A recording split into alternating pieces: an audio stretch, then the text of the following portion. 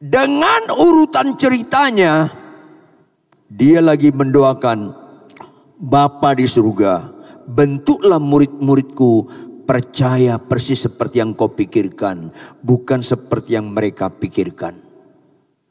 Dia rindu kalau dia mati, dikuburkan, bangkit, naik ke surga, murid-muridnya dapat melanjutkan kebenaran yang sejati supaya dunia ini tidak binasa, melainkan beroleh hidup yang selamat. Ini Kristen.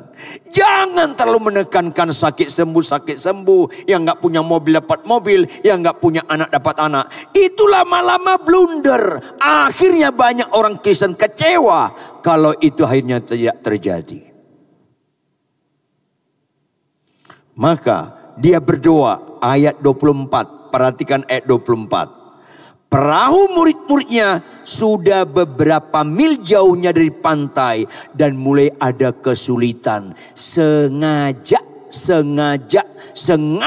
Tuhan perlakuan kejadian itu kepada murid-muridnya, termasuk kepada kita semua.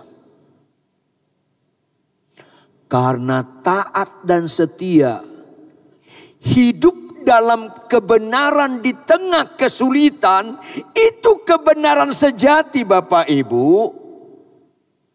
Ayolah.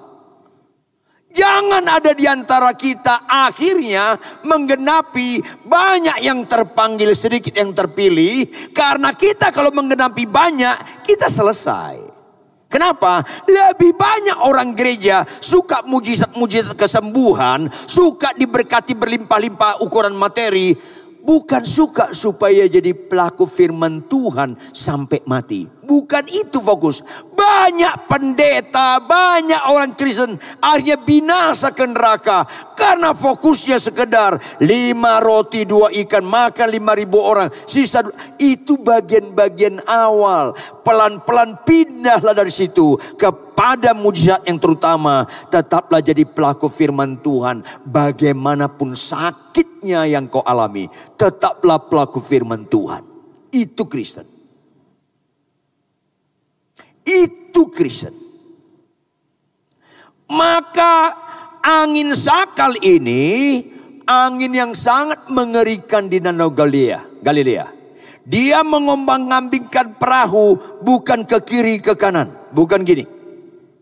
Tapi acak dan tidak beraturan. Kadang-kadang kiri kanan, muka ke belakang, terus goncang. Kadang-kadang itu mengerikan. Angin sakal adalah yang paling ditakuti. Siapapun para nelayan yang paling berpengalaman di Danau Galilea, termasuk Petrus dan kawan-kawan. Lanjut ayat selanjutnya, ayat 25. Anda ngerti? Kira-kira jam 3 malam datanglah Yesus kepada mereka berjalan di atas air. Kira-kira jam 3 malam. Halo? Sekitar jam 6:30 mereka naik. Beberapa mil, gak begitu jauh. Sekitar setengah jam, jam 7 malam ada angin sakal. Kenapa Yesus gak datang jam 8 malam? Kenapa Yesus gak datang jam 8 malam? Kenapa Yesus gak datang jam 9 malam? Kenapa Yesus gak datang segera? Supaya Anda ngerti apa makna percaya kepada Yesus. Ayolah. Kalau ada kesulitan-kesulitan, kau menghadapi istrimu, kau menghadapi suamimu, kau menghadapi mertuamu, iparmu, menantumu, kau menghadapi ekonomimu yang sulit, kau menghadapi vonis dokter penyakit yang parah. Itu momentum kita berani berkata, Tuhan, sekalipun istriku gak berubah, sekalipun suamiku gak berubah, aku tetap mengasihi dia. Itu Kristen yang benar. Gak ada amin kalau khotbah begini. Ayolah. Jangan gampang ketipu Anda.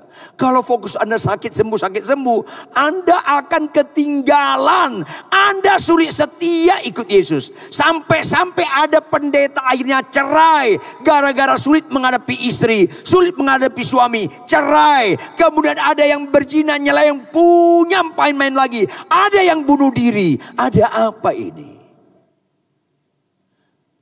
Karena terlalu suka firman Tuhan yang mengenakkan telinga.